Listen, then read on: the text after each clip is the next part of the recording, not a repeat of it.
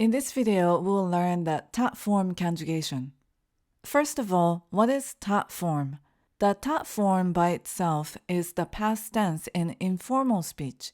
For example, I ate in formal speech is 食べました and I ate in informal speech is 食べた. It's more natural to use the informal speech when we talk with friends. Also, ta form is used to make various expressions by adding certain endings after the ta form. So once we learn the ta form, we'll be able to use more expressions in Japanese, such as I've been to Tokyo or when I went to Tokyo and more. We'll focus on how to make ta form in this video and we'll learn those expressions in other videos.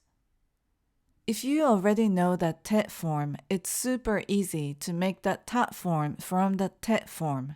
We simply change the te ending to ta and change the de ending to da. And that's all we need to do to make the ta form from the te form. For example, the te form of eat is 食べて. So we change the te to ta.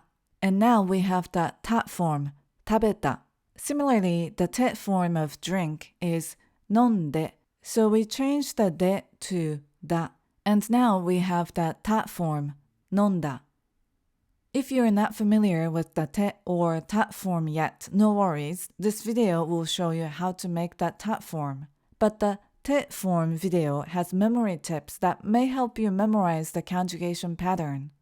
Also, if you're not familiar with the verb groups like Group 1 U verb, Group 2 Ru verb, that video may be helpful as well. The links are in the description.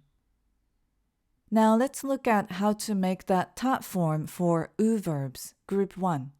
Just as a quick review, remember that all Japanese verbs in dictionary form end with a hiragana from the U row. And the verbs in dictionary form never end with hu, yu, zu, another zu, or pu. So we focus on these 9 verb endings. And the ta form conjugations for U verbs have 5 sub-rules. The first sub-rule is for verbs ending with u, tsu, ru. We change the utsuru ending to ta. Please note that this is small tsu. For example, kau, we change u to ta. So kau becomes katta. For matsu, we change tsu to ta. So matsu becomes matta. For kaeru, we change ru to ta. So kaeru becomes kaetta. The next rule is for verbs ending with nu, mu, bu. We change the nu, mu, bu ending to nda. Please note that some ta forms end with da. For nomu, we change mu to nda. So nomu becomes nonda. For asobu, we change bu to nda. So asobu becomes asonda. The next rule is for verbs ending with ku. We change the ku ending to ita. For kaku, we change ku to ita. So kaku becomes kaita. The next rule is for verbs ending with gu. We change the gu ending to ida. So for oyogu, we change gu to ida. So oyogu becomes oyoida. The next rule is for verbs ending with su. We change the su ending to shita. So for hanasu, we change the su to shita. So hanasu becomes hanashita. And there is one exception for the verb iku, to go. We just learned that verbs with ku ending are changed to ita. So kaku becomes kaita. But for the verb iku, we change it to itta. Now let's see how we change the ru verbs to ta form. It's much simpler than u verb.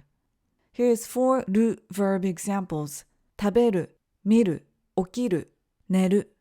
As the name implies, all the ru verbs end with the hiragana ru. So to conjugate ru verbs from dictionary form to ta form, we simply drop the last ru and add ta. So 食べる becomes 食べた, 見る becomes 見た, 起きる becomes 起きた, 寝る becomes 寝た. Please remember that there are some u verbs that end with ru. So if the verb is u verb, it must follow the u verb conjugation rules.